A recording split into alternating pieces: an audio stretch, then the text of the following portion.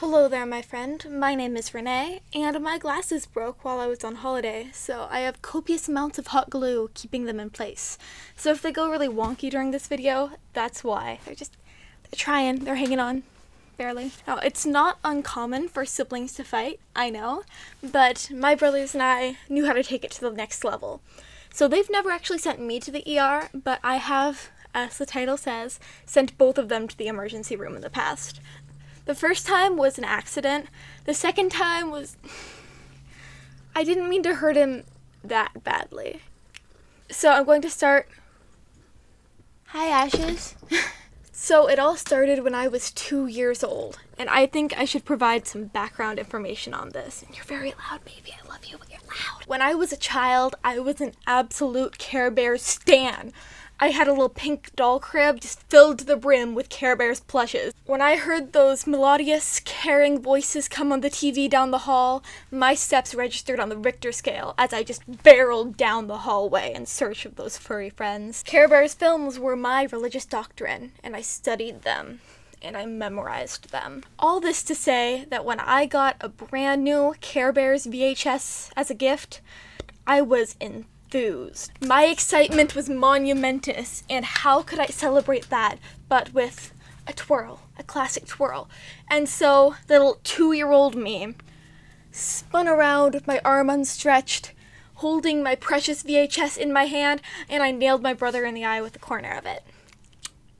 So he promptly went to the emergency room and did not have a very fun time there, or beforehand, I suppose. And that, my friends, is my earliest memory. So whenever someone tries to be poetic and asks me about my earliest memory, I get to recall this beautiful occasion. Now that was the boring one, because an accident, can you make sending your brother to the ER any more boring than that? I learned from that mistake, and when I sent my younger brother to the ER, it was much more interesting.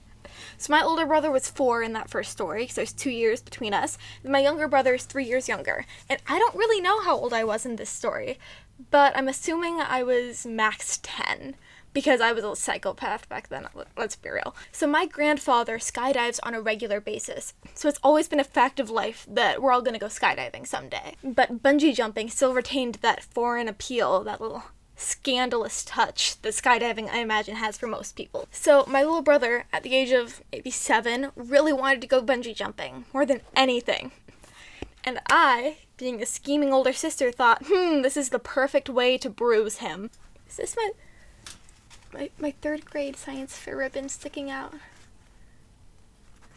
No, my third place, not 3rd grade. I was in 5th grade. So my brothers did have a bunk bed in their room, much like my lovely piece of furniture that I have to this day. And he would jump off of the top of it quite often, just, during games. So it wasn't exactly a far drop for him. There was carpet on the floor. It wasn't a big deal. So I thought it would be a great idea I forget if it was a rope or a tightly rolled blanket, but either way, it was a rope-like device. I tied it around his waist and tied it to the top of the bed, and I told him, go bungee jumping.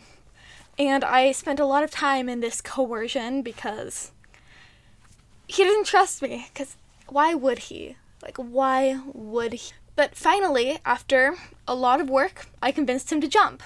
Now, the plan was that he'd jump off the bed and just land on the floor, because it was a really long rope.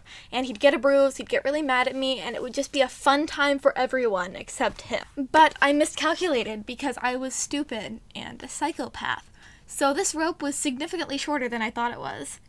To the point that when he jumped and it caught him around the waist, it was too high above the floor for him to even touch the floor with his feet. So he was just left dangling with an ever-tightening knot around his abdomen, squishing all those little necessary organs. So he emitted a sound that I imagine is somewhat similar to a cat giving birth. And my dad just ran down the hall and he was like, what were you thinking? Except maybe a bit more harshly, because I could have killed his son or something. So because those little necessary organs lie in here somewhere, he had to be rushed to the ER to get some of those scans done, radiation.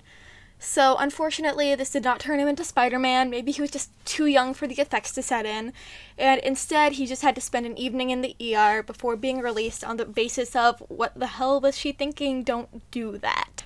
And it worked out fine for me, because now I get to say I sent both of my brothers to the ER, and I seem significantly more intimidating when I do so. Who am I kidding? Who's intimidated by this? My arms have more freckle than muscle. Sorry it's been so long since my last upload, and I know this is just kind of a quick, low-effort video, but I have been out of the country for the past several weeks, and I'm home now. I got robbed, but I made it home. So I hope to start following some kind of regular upload schedule starting around now, because I have some time before university starts, and I can't spend all the time in my life just cleaning my room. I don't do that. My room's a mess. I love that my camera just doesn't show this part of my room, because it's a train wreck. So anyway, thank you so much for watching this video. Make sure to like and subscribe if you enjoyed it, and I will see you in the next one. Bye!